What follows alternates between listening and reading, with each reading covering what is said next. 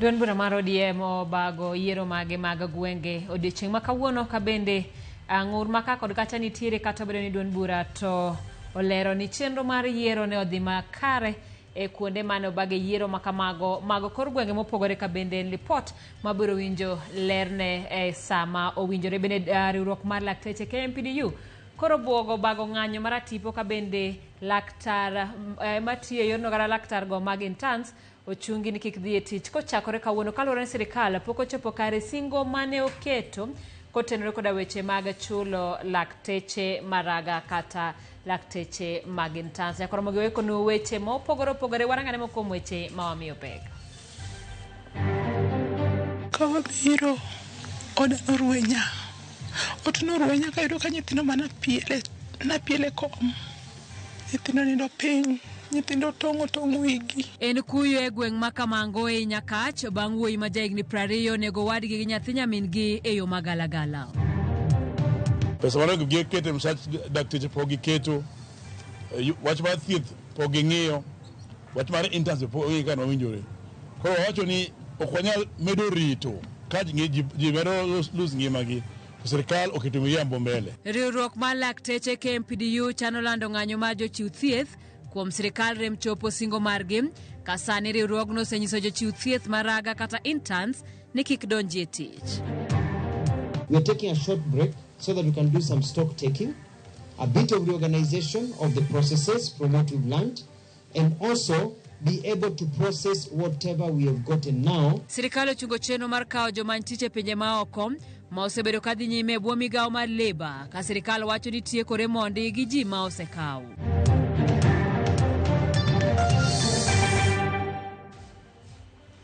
Machiegni koromo gi kaka pile tudri kod namba mar ote machuok 3 bende wayudore mbui mag oganda yudwa kanye mbui mar Facebook Ramogi TV wayudore mbui achiel kachiel mar X mbui mar Instagram kachiel kod mbui no mar TikTok.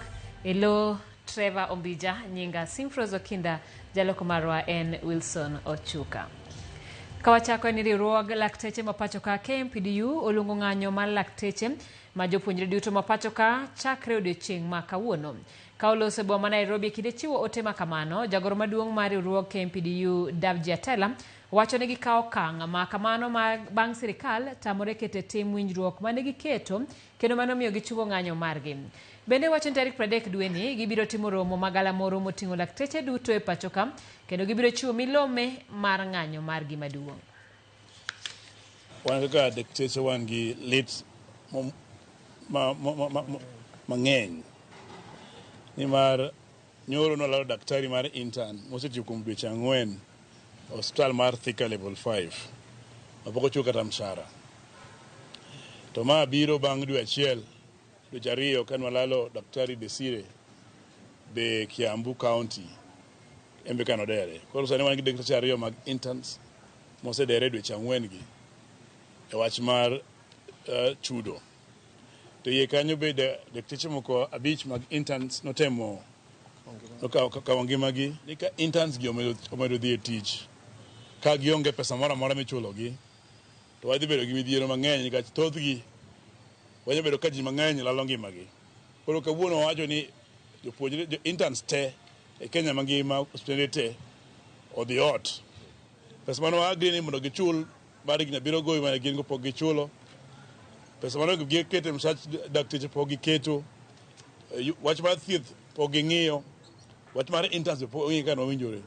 Koro wacho ni ok wanyal medo rito ka ji medo lose ngimagi. Sirikal oketo miriambo mbele. Ndalo manok tok jatend piny William Ruto lando ni omaka mi mar Adani orak mar cholo dongruok mar paundeke ma JKIA kod mano mar konyo kambi mar Ketraco e chenro mar teko stima e pacho ka. Okinde mochung'ne sirikal e bura manochwal e nyim doho koro wacho ni pok giyudo ranyisi moro amora mamayo Adani oragego.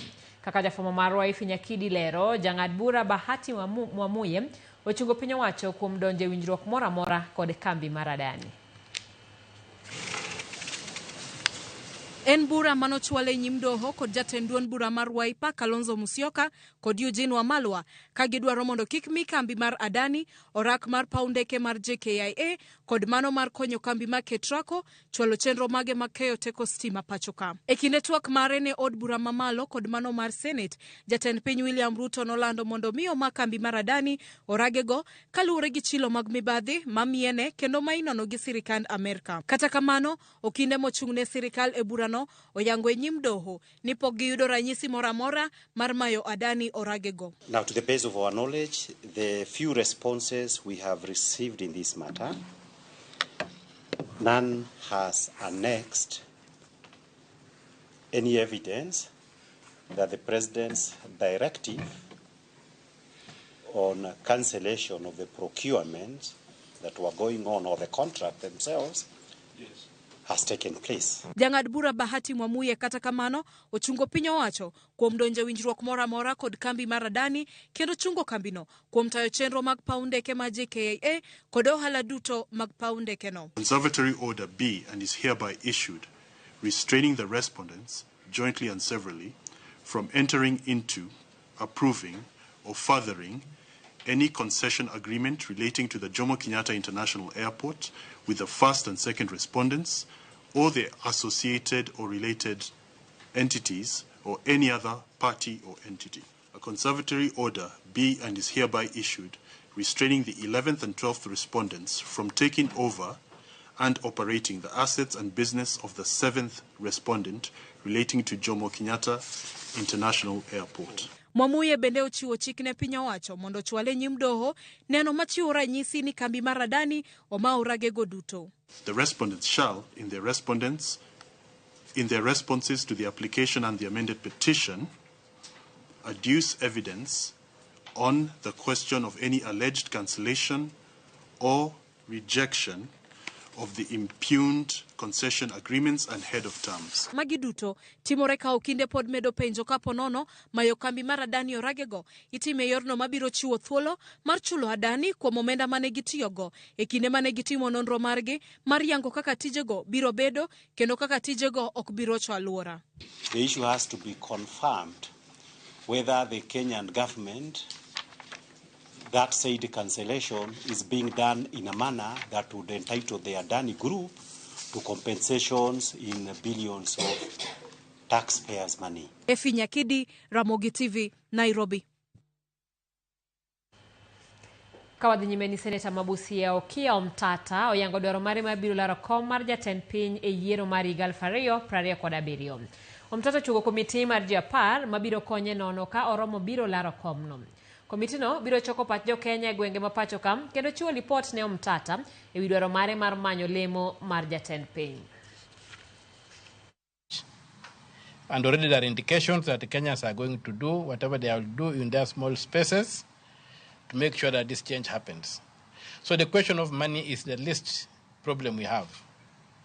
And I saw somewhere somebody saying we require 27 billion shillings. I don't know how the mathematics was worked out, but we'd want to know where the 7 billion shillings comes from. Because if an individual can raise 7 billion shillings to put in a campaign, then something is absolutely wrong with this country. Kia reflects with all of us Gen Z, whatever it is we are fighting for and whatever it is he's been fighting for. So he reflects with our desire and our fight for a better Kenya. And that's what we all resonate with. And I think from the response we've got after he announced the committee, you can tell how well everyone took it. Senator Matana River Danson Mungatana koro were kod paro mar chik mayando pedho madwaro ni kanisni kod dinde mamoko chulo osuru. Kaluwore kod ywak mawuok kuom kanise kaachiel gi dinde mopogore opogore pacho kae wi paro makamano, Mungatana notimo lalruok gi jotend kanise ka bang'e owito parono oko. Gichopo winjruok mar weyo ute lamo mondo keto kenge mabiro tayo chenro magi owuon.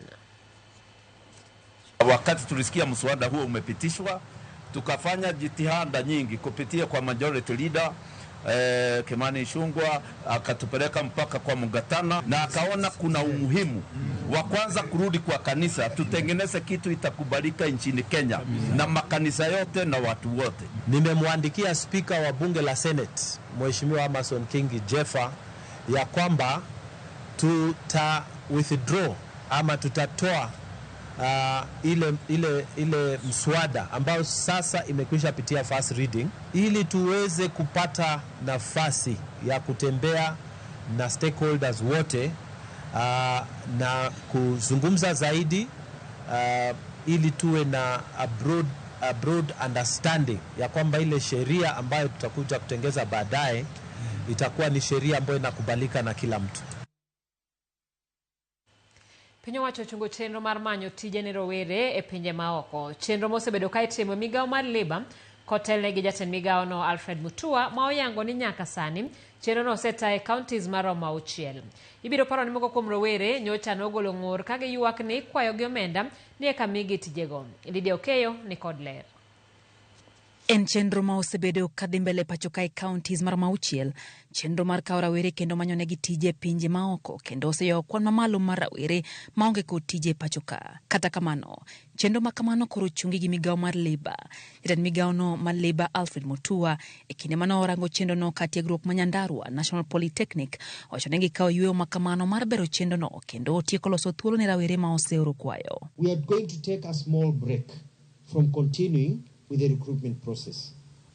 We are taking a short break so that we can do some stock taking, a bit of reorganization of the processes from what we've learned, and also be able to process whatever we have gotten now so that people can go overseas. Mutua wacho ni bende gichano nywako paro mar od bura mamalo e chenro no mar manyo tije ne rawerego e pinje maoko kendo luore gi chike ma piny owacho keto. So I want to realign with the leaders also who are doing a lot of mobilizing for us so that we go at an appropriate time with the leadership of the different counties, the members of parliament, members of county assembly, the governors, the senators, etc., etc.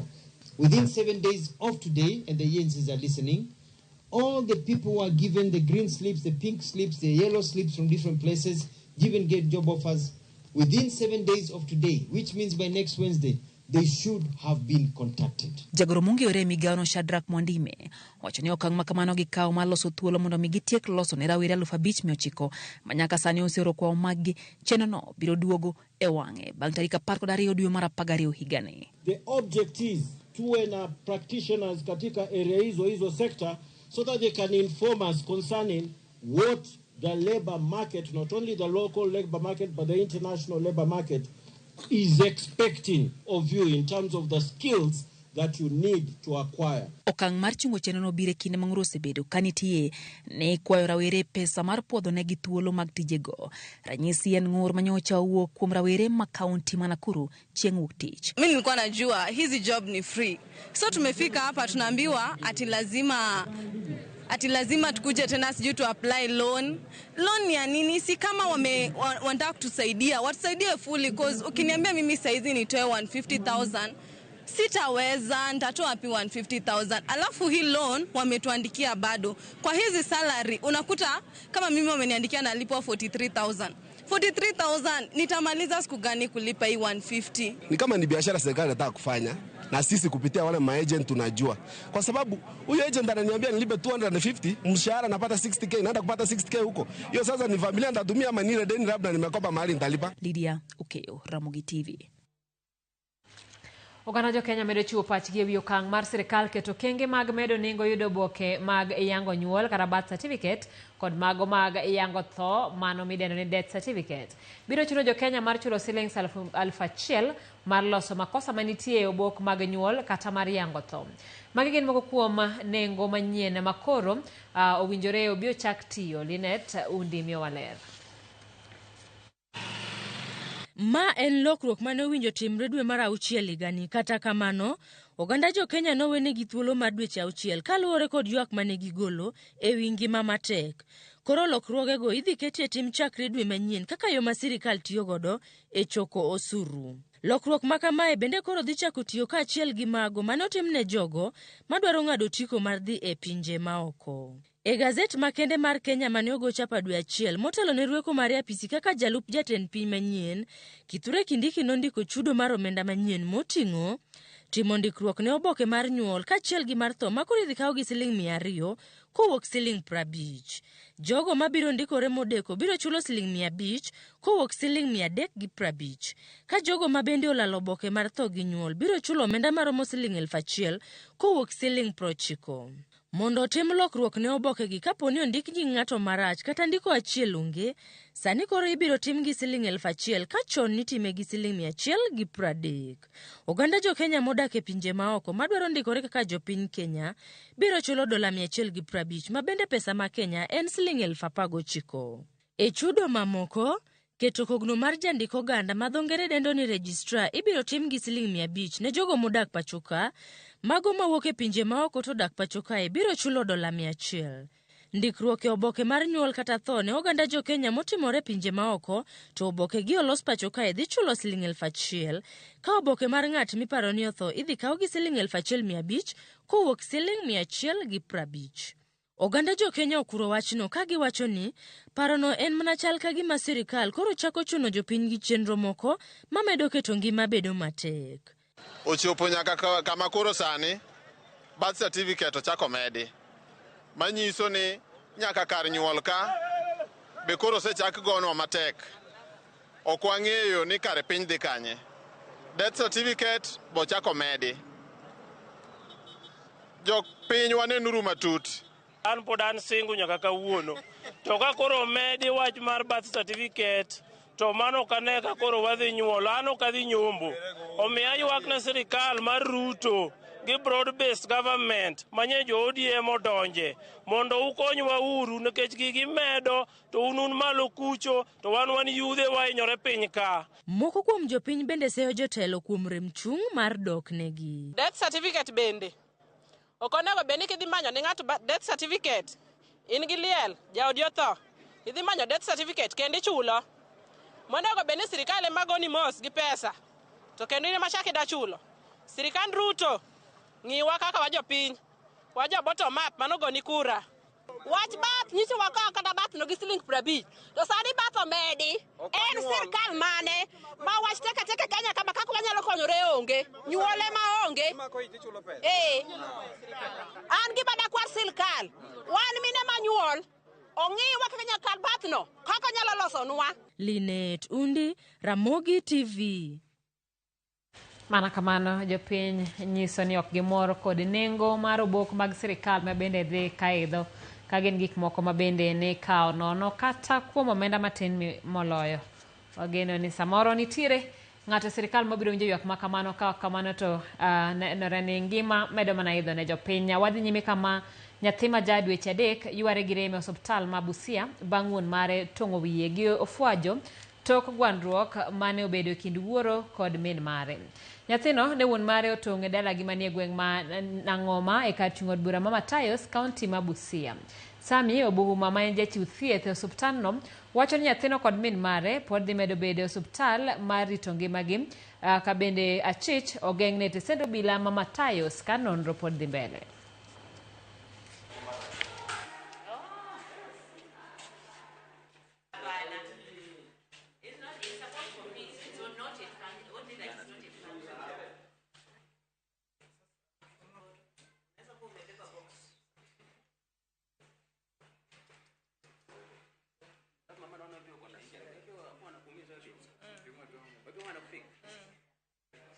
Nimeweka maji napakua chakula yangu, akaniita Mama Derek, hebu kuja hapa.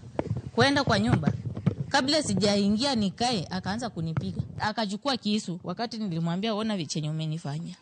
Ikanishika hii kwa mapaja. Ikashika plus blanketi, nilikuwa nimefunika mtoto blanketi. Hiyo blanketi iliraruka upande. Ya tatu sasa ikashika mtoto kichwa. Nikamwambia angalia chenye umefanya. Yeye mwenyewe alichukua duster kuanza kupangusa nyumba. Ni kitu amezoea kila wakati akiandika wasichana, anaanza hata ananiita tu bila kosa ananipiga. Ili nitoke, nikimbie nilale nje, alale na hao wasichana. But the child is in a stable condition. He's a bit pale with a HB of 7 and we are doing the necessary investigations, radiological investigations, and we are only keeping the child and the mother here for safety because of the situation at home. The father is a drunkard, and we are not assured of the safety. Because of the GBV situation, we are just keeping the baby here and the mother for safety. We are not admitting, but keeping her for safety. Nyakoromogi report malit no ematero ayemo kuongo teno en marangi chuelo sa chiel deka par koda boro no ka ote molokai na bomar ote machuok menaria deka ucheno no Rovin Abony ka wuok majiwa Ramogi donjo no mayom kawan gi baba wa Nicholas Abonyo ero kama na nya Ramogi TV kata bedni in kod lonye tich midwaro to nyaka imulo fuko machien eka puodhi tich yote midwaro no to pacho moriere tir kaparo gele ruoth kechwa an moji ja kaugagi paro ni loso kotero koda tije maserikalo sebedo katere ji e pinje maoko. Ramogi TV winjo maler Felix Kaja Mikuyu ero kamano mapita kuwuok Olunge board winjo makare Otex Infrozo Kinda winjo eyo makare kendo Ramogi TV neno maler adimba nyinga ento wuod Kodumba Nyanam Kanyamwa ero kamano nyara Ramogi TV lera hinya anyoniang kwa buai ma Shadrack Ogara Kawang gi mamana Damaris Ogara kod Lucy Aroko. Nyakaramogi warengwa dhie duka matin pod wantire koda weche mathoth mabende waikonie.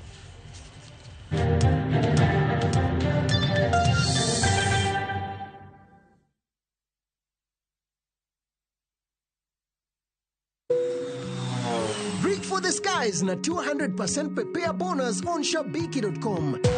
Deposit dough on your casino account na upate up to 10,000 Kenya shillings in bonuses instantly kila time ukitransfer na uendelee kushinda on Aviator, Aviatrix, JetX, Comet Crash or on any of your favorite casino games. Usiachwe nyuma mtu wangu. Enda extra rounds na 200% prepare bonus on shabiki.com. Not for persons under the age of 18. Authorized and regulated by BCLB license number 428. Royal Mabati Factory, dukani mar nyiepo achiel kende manengo gore piny, kendo rang'iny mamalo mag mwandu go ewi tado yudore duto. Yud offers mag stone coated tiles gi siling 603 kende, koriwo nyaka osuru mar VAT. Chula tamalo 40 iyud molos sani kikelo ni nono maonge chudo. Limwa e badwa ma Manjit House, Kisumu, Accra Street, e apaya ma Paul Mboya. Gochnwa e 0708 357 281. Safaricom Sambaza Furaha Caravan ikishirikiana na Royal Media Services inaendelea kutamba kote nchini. Na sasa tunaingia Nyanza. Ni Safaricom Sambaza Furaha Western and Nyanza Edition tarehe 25 hadi 30 mwezi huu wa Novemba. Jumuika na watangazaji wapendao kutoka Radio Citizen, Ramogi FM pamoja na Egesa FM.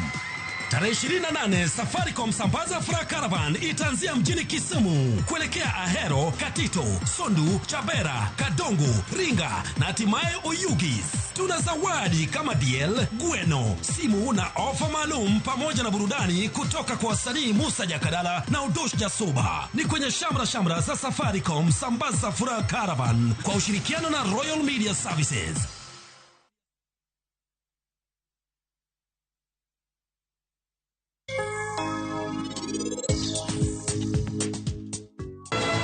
Ser, kata ko gimiye nyathini, dong nyathini bodake odni, ten podo biro nene. Initemo timango. Mosahinya ano kanyal yie lalo tija nikech wachni. To bende ano kanyal yie wacho ni CM miriambo. Apo ini mondi manya laktar machielo. Chungane pio param, ang'o marach kodi? Wadhi. Param, ano kwa uni mundu tem winja. Wawuoka e param, akwai. Ser.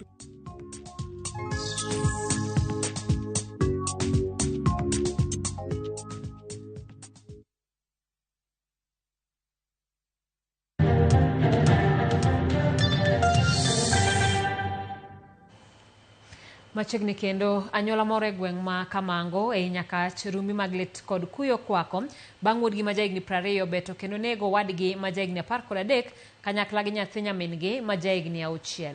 Tim jore ma kama lit ne familia no ka obila dhi nyime gi timo nonro e wi gima omiyo rawerano nyokawo okang' ma kamano. Millicent Adhiambo olosonwa lipodno. E gweng' ma Kamango e sub-county ma Nyakach, Lwasi opong' gi rumbi mag lit kod kuyo ka jogweng' penjore penjo mathoth mapok giyudo dwokogi. Nochalonwa ngero to nokochalonwa gima wang'eyo. Adier ne wabedo kod buok kanyado ka nyithindo ninde dier ot, nyithindo ariyo duto. Mae dala mane nyithindo ariyo ma yawuoyi ma johigni 13 kod 6 oromoe gi thogi mapoya kokalo e lwet jago ma giluongo kaka owadgi kendo nera ma johigni 20. Min achiegno moyang kaka Arnold Ochieng pimo kaka wuodeno ne en wuoyi mamuol kendo maonge weche mang'eny nyaka nochopo kinde mane odhi odak kod wuon mare e kaunti ma Mandera e katimbe ma machienglo nochako neno kuome. Owacho ni masira makama otimore mana ndalo achiel kende tok kane obiro dala kowuok Nairobi gi nyathi nyamin gi ma jahigni 6 no ka koro limbe mane owinjore obed mor ne familia olokore masira makoch. En gimoro sa 12:50 kakora nen koro piny ler at least neza tembea koro kwa biro to mine gi mokwongo yawo dhot ka giyawo dhot ka wabiro oda norwenya ot norwenya ka yudo ka nyithindo mana piele kom nyithindo nindo piny nyithindo tong' wigi an kaka nago wang'a to nan gi buok mang'eny to magi te timore mana nikech ot tin kaka timra gi nyithindo onge. Masira makama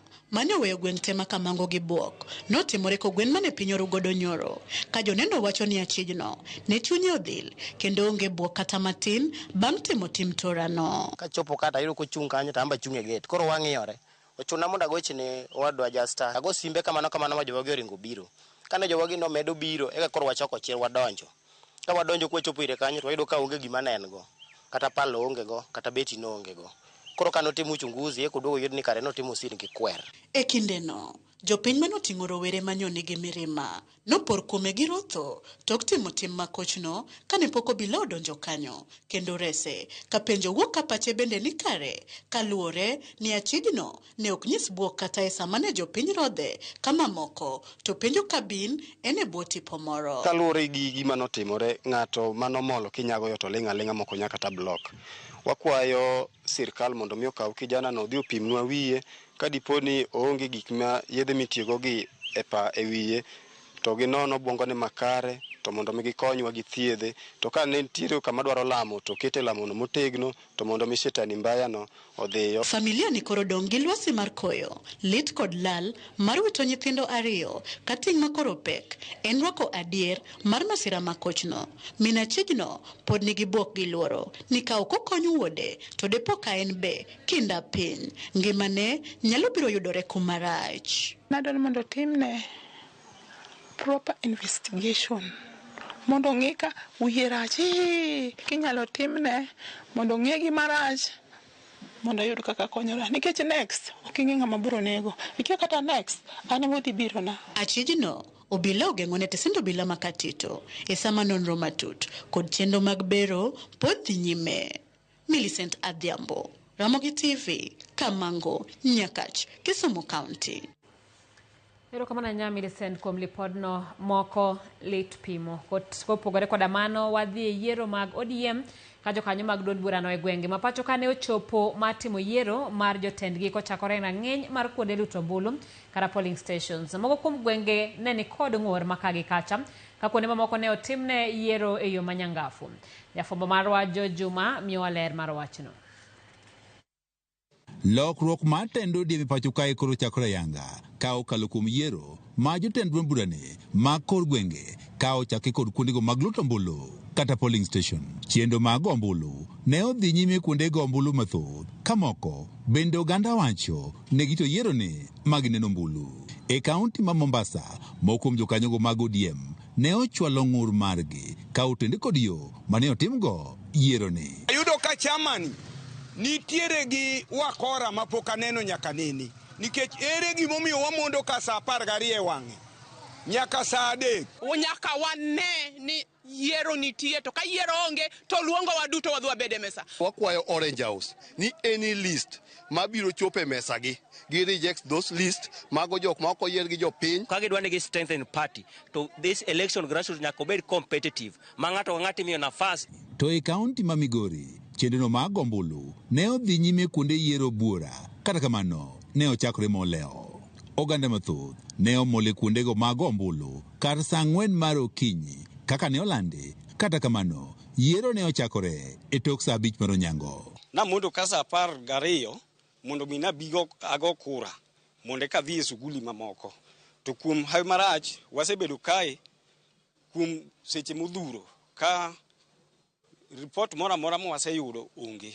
Namba tin kalure gi confusion moro nodwa bedo ni Suna West ne yiero samoro ne nitie kaka ni nyachor mbele hapa ni mane sababu momiyo thoth jowa okochopo ka. Kata bed ni luoro ne nitiere ni yiero ni nyalo bedo kod koko e gweng' kaka Suna West ka achiel kod Rongo, yiero ni ne otim kod kwe. Unit 50 me Suna West marito ariyo kende modwa bedo gi ng'ikno mong'ikore matin to ne giduogi bedo gi kwe, but 50 go wayiere gi mor kendo ji amaonge mochwanyore gi ng'ato. Koko ne onge kaka jo party notimo election kendo ne akwayo ni aduok ne jo Suna West erokamano maduong' kuom keto kwe. Kendo yiero motimore wang'ni otimore maber molo yiero duto temo wasetimo mag ODM e Suna West. Onge koko mora mora, onge remb ng'ato mochwer. Chuny mwatimo go nomination ne mwadho watim go e ward to wabwadhi go nyaka constituency. Jobun ma Suna West Peter Masara mane otimo limbe mare e kuonde gombulu e subkod ma Suna West ne onyiso mor mare e yo machendo ni ne otim godo. Omiada wacho ni ODM no ikore wang'ni nikech kidhi kacha tiyudo ka ni apply to nyingi nitie nyaka M-Pesa number mani oro nitiere, officials be ni kanyo. Omiyo gini wang'eyo aneno kodhi timore maber. To e kaunti ma Homa Bay, jakom mar ODM e Kenya mangima Gladys Wanga, mabende en gavana ma Homa Bay, ne olimo kuonde gombulu mopogore opogore, kama ne onyiso morne kod chenro ni mar yiero e Kenya mangima. The report so far is by and large we are having very peaceful elections at the grassroots. Our people here at Alara Korayo, you have seen, they have come out in large numbers, they know each other, they have elected each other with no fight. Wanga wacho ni yiero ni loso yo makadu bron mar ODM moto ni yiero maduong' ma pacho kae mar higa 2017 kama gigeno kao kom ma jatend piny Kenya. ODM is preparing to capture power in 2027. George Juma, Ramogi TV. Kapod wantiere mane weche mag yiero mag duond bura mar ODM ni board matayo yiero mag duond bura no olando ni oyawo thuolo mar yudo ng'ur motenore kod yiero ma otimore kawuono mar jotend duond bura no e kor gwenge. Board no loso bang' chenro no rumo ayanga ka kuonde mamoko ne ni kod mutni maka kod kacha. Jafo mar Walter Nyambaga miyo walerno. E kinde yiero jotelo mag duond bura mar ODM e kor gwenge ne ogweng' weche kaunti ma Nairobi, ywerok mapek onene kid jochung' mane ng'uro okang' mane jota chenro no kata returning officers ne tayo godo chenro no, kendo tudo jotelo moko kod cholo rowere mondo oketh chenro no e kunde luto ombulu e kaka Olympic Primary e kar chung' od bura mag Kibra. Weuru keto wagi list ma ok wadwar, list mokeka moaye wakwa ujo wadu weuru gi list. Kibra Sarang'ombe ka oken wa returning officer di achiel kende to wan kod polling station di auchiel mo ka nyalre tayudo gi comment na kod dana par kod list mare mo orne kod mbunge marwa maka mo kwa nyaliye. Na nilikuwa mbele kabisa, ground yangu ilikuwa safi, lakini hakuna election imetendeka. Mtu mmoja anakuja ofisa ati anasimamia yani anasimamia 42 na anasimamia yani. Sasa tunashangaa ni corruption gani hiyo imekuja. Wawacho ni ka ODM nong'eyo ni ok gidwari yiero ni gin gi list mar gima giloso to de gibiro gi list no kod gichando ji ni mondo register wa oro pesa wa e chama chal ka gima en collection mar money. E kunde kaka Makena, Udli, donge tulo mane one kama kukum jok mane tudo kod sero werego ok kwedo weche makamago. E kar chung' od bura ma Kamkunji kod Makadara bende onge midhiero mane onene mak mana Embakasi West to kod Embakasi East e kama tulo owuok Kariobangi to kod Umoja 1 kanyakla kod Umoja 2 e kama dhano e odhanjore adhong'. An onge kaka nyalo ketho yiero nitie inspector wuoyo gi inspector mar police ogona simu mokona ni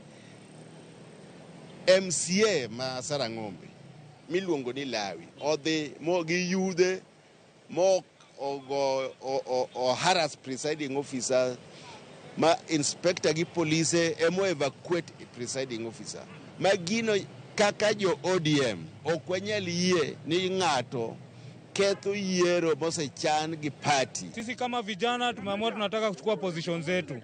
E kuonde mamoko ma tulo ne onene oting'o Hospital Ward made kar chung'o dero ma Mathare e kama ojende owuok tung' mosu kod returning officers nyaka tesendo bila ma Mathare ma gikone to ne giwito oko chenro mar yierono. Kata kamano Utalii Ward e kar chung'o dero ma Mathare e kama Michael Okach to kod Lange mane oyier ke opuoyo rang'iny ma ODM otayo godo yierono. Ni wach mar ODM osadhi e nyanja mamalo kalure gi structure mar ODM ma ODM okenge ma ODM oketo. Amor go kabisa oyiera gi youth leader ma en Shabarang. Ochako oyiera gi chair lady ma en Nyangi. Amor sana gi structure mar ODM. Kena neno ka partiwa mar ODM ochako yudo wa pinye grassroots kae. Jo ODM okel mashinde mang'eny manyalo miyo ng'ato ka ng'ato yudo nyinge. Kile naweza sema ni like the activity yenye imeconductiwa leo ilikuwa free and fair. E kar chung'o od bura ma Westlands, jagoro maduong' mar ODM Edwin Sifuna e kinde jotelo mamoko manoluto mbululo resho osiro yore manyasani to kod kwe mag ODM. Shughuli ambayo imetuleta ni kuhakikisha kwamba tunakipa chama chetu nguvu. Watu wanajuana, wanajua watu wa ODM, wale watu wa kuyumbayumba mnawajua. Board mar yiero mar ODM eta kod Emilia Wita e korka koreto lero ni giseyudo ywak mag tulo kod lweny mane ochocho yiero kuonde mamoko kendo gikoni nonro dhi nyime mar kawo okang' mar chik ne jomoketho. In instances where violence was witnessed, we have launched investigations and action will be taken against the perpetrators regardless of their position in society. Lero ni jok man kod ng'ur wi yiero no nyalo chwalo ng'ur margi kokalo mbui kendo chulo $3,000. Wale ambao wana malalamiko yoyote wanaweza wakafanya kata rufaa kwa chama na watalipa shilingi 3,000. Walter Nyabaga, Ramogi TV, Mathare, Nairobi.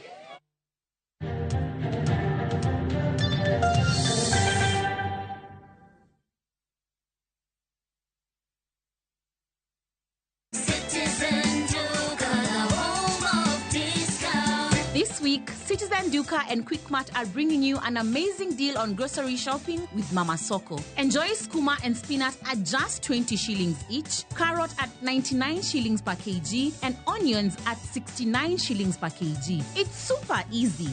Just dial *487*5#. Choose what you need, make your payment, and get a message to pick up your order at any Quickmart supermarket near you.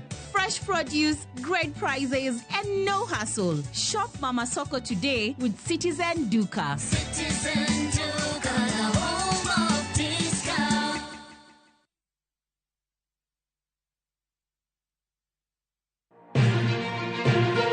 Kowuok e chuny boma ma Nairobi, machiegni gi Naromoro. Kokale gode koda ore kendo mol e gwenge duto ma pachoka. Okinyi kokinyi wayango ni kaka piny oru. Ma en rupe. Kama wami nonro to kod chal mar fwambo. Wa encourage conversation. Wamenyo ni weche mamako ngimani.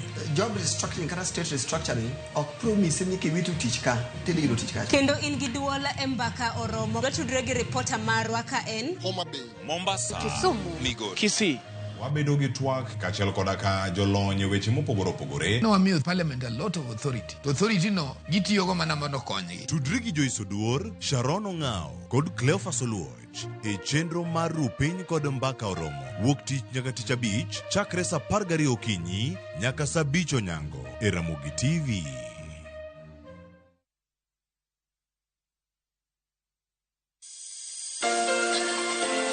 Beninge pogruok mano mar weave gi wig. Kike pogruok makamano nyakorom ga juang. Mai chenro manego bedni ineno. Juma ni poko pogore, waromo gi nyadendi maloso yie wich, to loko yie wich obed gik molos gi kido. Koro gini idwa twango kamano endo kidhie bur ka bur na mbele ne ka. Poko pogore. En kama wafwenyo ni pok mopogore manie alwora marwa. Pok ni matin min gono endo. Time. Kakimedo time, kakimedo advance. Kakimedo ng'eng. Riuri gi Sharon Ong'ao e poko pogore. Tich Ang'wen, saa 2:30 okinyi. Kik bai.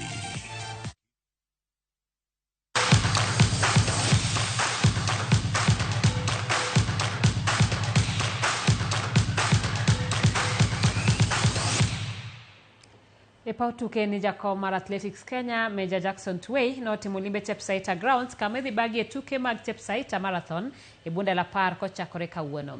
Tway no dhi neno ikruok moseketi motelo ne piem maduong' no. Tukego dhi timore Disemba e alap mar Chepsaita Grounds. Tway no nyiso mor mare kaluwore gi ikruok mosebedo. E sach limbe makamano, Tway no kwa jogo manie sekta mar tuke mondo yang talanta manie kor gwenge kako kang mana ni sekta mar tuke omedo bedore e piny Kenya.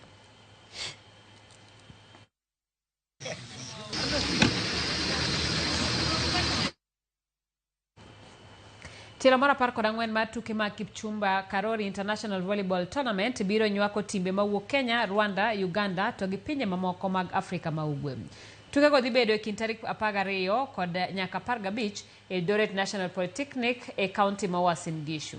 Tuke go geto bero tuk volleyball e alworano kamano biro chiwo thuolo mar yango talanta mar jodak makono. KCB en achiel kuom timbe madhi yuore tuke go kaka joloch ma pacho kam. Nyasi nono yuori gi jata tije ma Extreme Sports Hussein Mohammed. You've made Kenya proud under the stewardship of the likes of Dan and your president and the rest of the team. So to the team, hongera. We need now to emulate that across other sports. And football has to be up there. My message to our KCB fans is that KCB is still there. We are still the champions. And going to Eldoret for the tournament, we are going to make them proud because we are going to win. Our coaches kept on encouraging us and telling us that everything is possible. So far we are doing well, and they kept on telling us we can do it.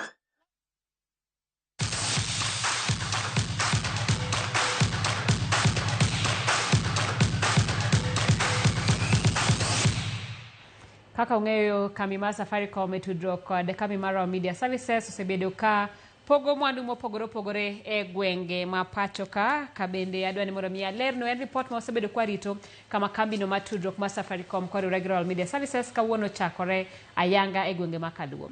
Kochakore gi yala safar no dhi nyaka boma Bondo ka Safaricom dhi alo kastembe gi mich mag Christmas. Frederick Omondi miyo walerno.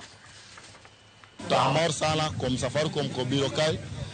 Agone Safaricom erokamano kod joramogi kuom biro ka. To amor mang'eny mondo Nyasaye gwedhgi mondo gibed tiyo ka yawa. Mondo chieng' moro kendo gibi gikonya ng'at moro mopogore gi an. Proud moment. It's very fulfilling that we have been accepted, that our personalities are this big on the ground. They have connected with the people and the people trust and accept them for who they are. We can only say thank you very much. We are number one because of our personalities, our talents, our people. Those are our biggest assets.